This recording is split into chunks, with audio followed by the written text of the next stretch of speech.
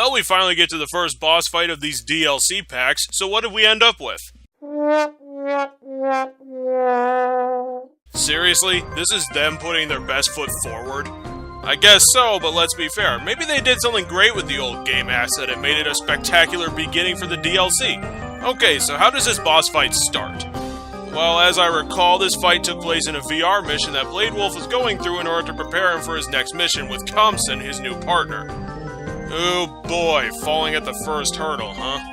Yeah, the situation around this fight is essentially just Blade Wolf's training with Mistral, who was supposedly his handler before he met Ryan in order to try and breed some ferocity into the robot. And just to segue from here, that's the main problem I have with this fight. It's loaded with massive missed potential, and not only a story front, but also missing a major character development opportunity. See, Mistral had discussed with herself on a number of ways to try and breed a murderous bloodlust into Blade Wolf, and one of the ways that she said could have been satisfied with this specific situation, feeding on his own kind and repressing his emotions.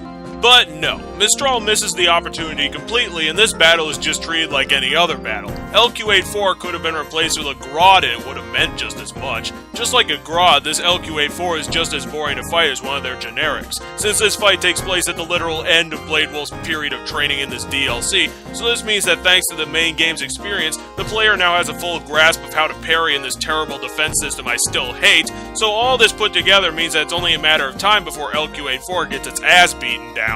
The reason why it's boring is basically that thankfully Blade Wolf parries almost as well as Ryan, making it child's play to avoid LQ-84's attacks, so the difficulty of this fight is right up there with hammering in a moderately annoying nail, with all the expertise of just alternating between mashing the light attack button and the parry combo, and then you win.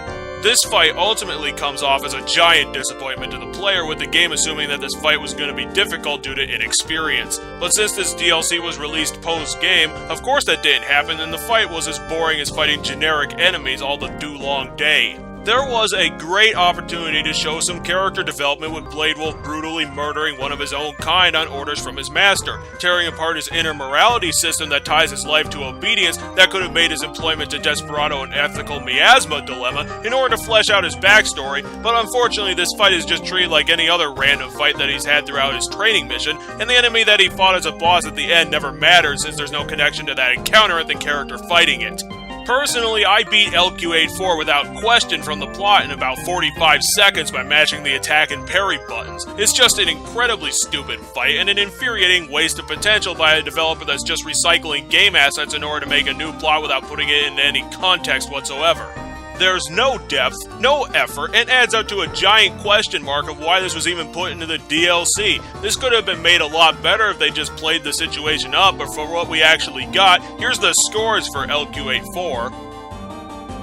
And finally, here's your victory for gamers. Hopefully the next boss in this DLC will be worth my full attention. I guess we'll see about that later.